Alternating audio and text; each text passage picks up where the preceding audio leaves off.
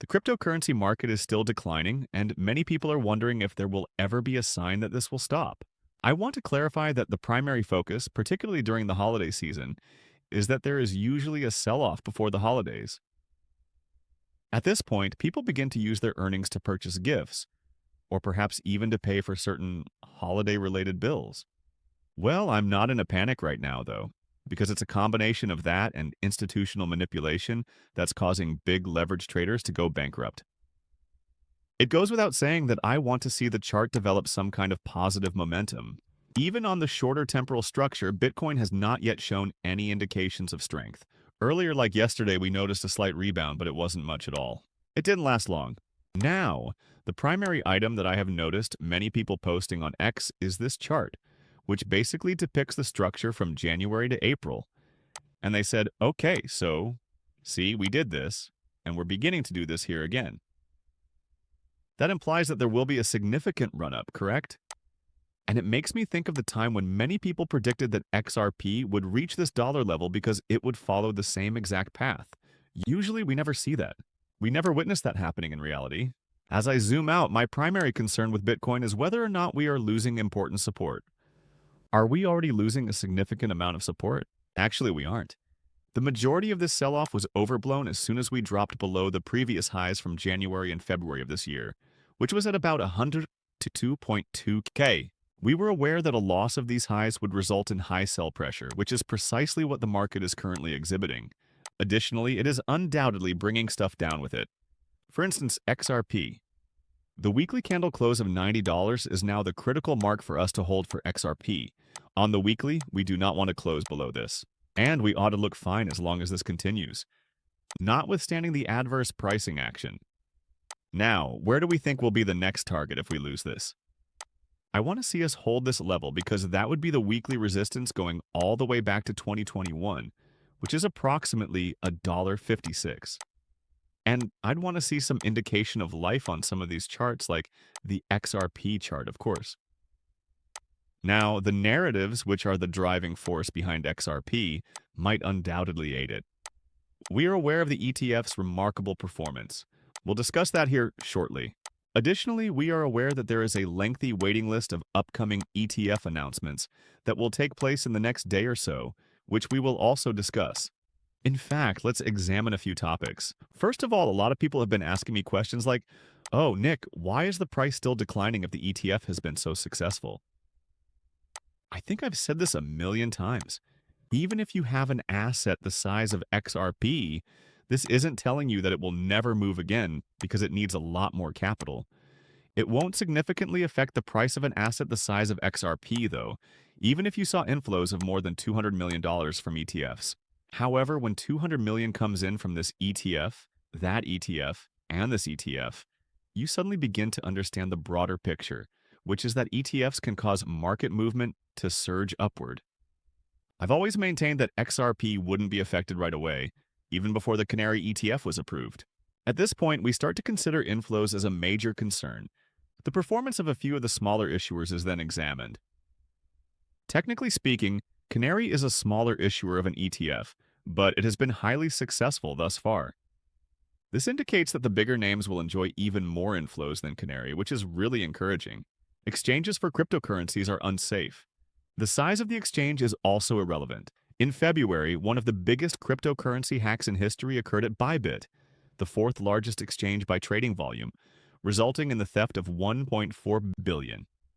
Furthermore, the majority of the top 10 cryptocurrency hacks in history have been the consequence of significant transactions.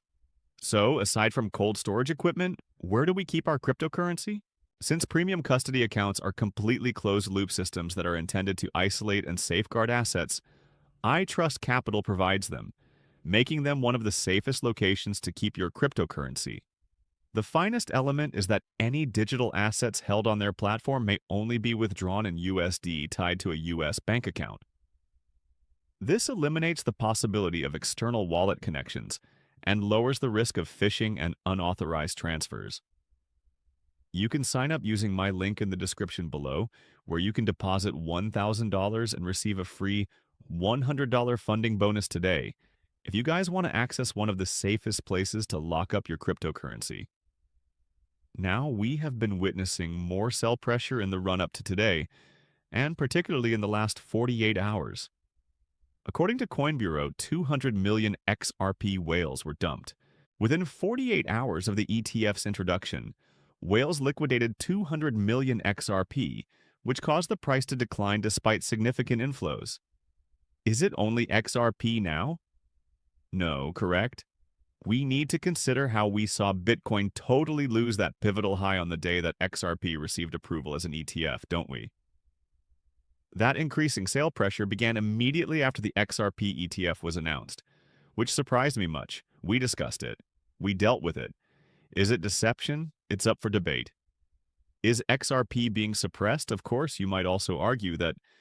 However, the primary focus here is that, given the market's current position and the success of this ETF, I don't think anything will really affect the price action much until we see strength build on the charts once more and a large bounce occurs. Some kind of momentum building in the bull's favor is what we want to see. Bears have been at the forefront of this movement thus far. Now, again, what about recently? In addition to the whales dumping XRP. For example, how did the ETF flows last week?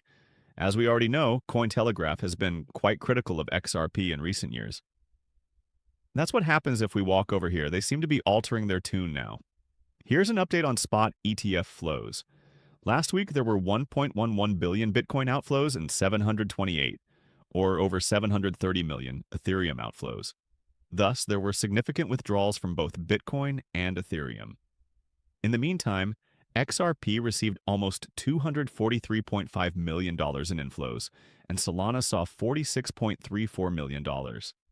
This vote of confidence is huge. Indeed, the first ETF was launched for XRP. Thus, we were certain that it would succeed. However, since these are institutional ETFs once more, a total of over $240 million is a significant indication of both institutional adoption and high demand.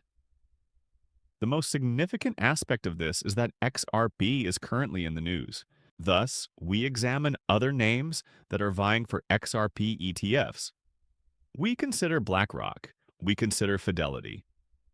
All of these well-known companies with Bitcoin and Ethereum ETFs come to mind. If I were them, I would consider where we could increase our cryptocurrency revenue. Because you must keep in mind that these well-known people enjoy squeezing this area to fit everything that it contains. The majority of these well-known companies have been squeezing other asset classes and markets for years for the same reason. Their goal is to earn as much money as they can. When I look at this, I see that XRP is shining brightly while Bitcoin and Ethereum are kind of, dimming out. I'm considering XRP, I'm considering everything. Since XRP has been so popular, we need to have some kind of product here. For that reason, I do believe that these well-known companies will eventually line up for an XRP ETF. Thank you for viewing. Goodbye.